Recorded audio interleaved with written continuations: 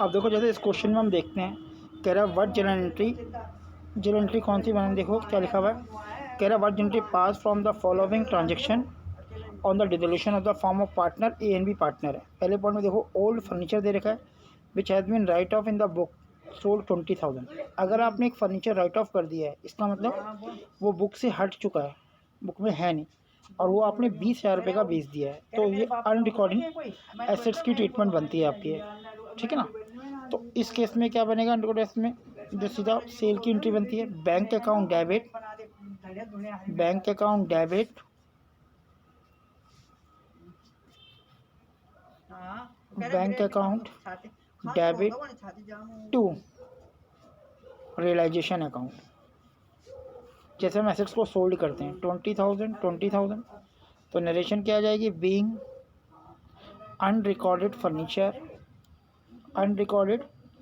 Furniture sold. Second point में आते हैं। सेकंड पॉइंट कह रहा है Jet an old customer who 10,000 were write off as bad debt previously paid 70%। भाई जेट एक कस्टमर था जिसने 10,000 रुपये देने थे, वो बैड डेट हो लिया था, हमने राइट ऑफ कर दिए थे बैड डेट मान के। अब वो उसका 70% हमें दे रहा है। अगर उसका 70% दे रहा है तो एंट्री क्या बनेगी, पैसा मिल रहा है bank account debit to realisation account 10,000 का 70% 7,000 narration being bad debt recovered,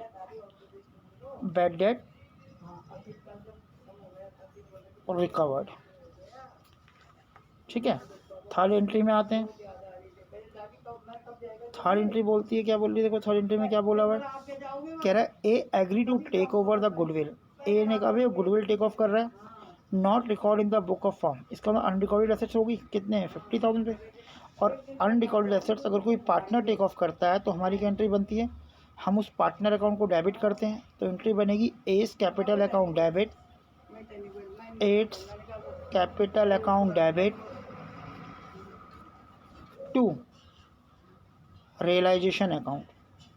कितना अमाउंट है, 50,000।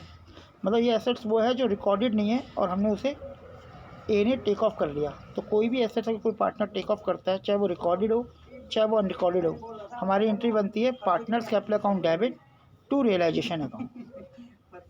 अब अगले पॉइंट में आते हैं। नेक्स्ट पॉइंट में अगले पॉइंट की बात करते हैं। There was an old computer which has been write off in the book. अगर एक कंप्यूटर राइट ऑफ हो गया इसका मतलब वो अनरिकॉर्डेड है, बुक के अंदर रिकॉर्डेड नहीं है। It was estimated to realise 5,000, वो आपने 5,000 में बेच दिया है। एंड ठीक है, it is taken by B take off कर रहा है, एस्टिमेट ऑफ लेस 30%, 30% कम में टेक ऑफ कर रहा है। तो पहली बात ये कंप्यूटर राइट ऑफ हो गया तो अनरिकॉर्डेड एसेट्स होगी, उसकी वैल्यू 5,000 थी, अब वो 30% लेस में टेक ऑफ कर रहा है। तो 5,000 का 30% कम करते हैं तो 3,500 आता है, और क्योंकि बी टेक ऑफ कर रहा है तो एंट्री बनेगी 20 कैपिटल अकाउंट डेबिट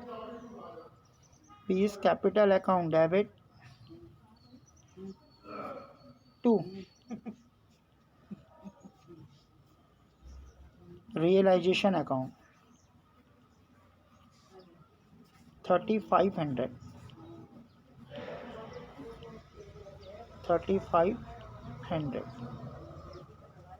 अगले पॉइंट में आते हैं। अगला पॉइंट क्या कह रहा है वो देखते हैं। नेक्स्ट पॉइंट में लिखा हुआ है इन्वेस्टमेंट कॉस्टिंग ₹20,000, 20 शेयर की इन्वेस्टमेंट थी 10,000 शेयर पे, मतलब एक शेयर आपका 20 रुपये का हो गया। Has been right of, book से आपने हटा दिया, इन्वेस्टमेंट शेयर वैल्यूड 15 रुपीज़ में उसकी वैल्यू निकली है, and distribute the partner in the profit sharing ratio. मतलब अगर हम बात करें 20,000 की इन्वेस्टमेंट थी और टोटल नंबर ऑफ शेयर थे 1,000, तो मतलब एक शेयर कितने हो गया, 20 रुपये का। ये हमने राइट ऑफ कर लिया था, अब वो 15 रुपये का बिक रहा है, और ये दोनों प्रॉफिट शेयर रेशो में आपने डिस्ट्रीब्यूट कर रहे हैं। तो इसमें एंट्री बनेगी A account debit, B account debit to realisation 10,000 पे 15,000 आ जाएगा, और कुछ भी गिवन नहीं है तो इक्वली बढ़ जाएगा 7,500 और 500। तो A is capital account debit, B is capital account debit to realisation.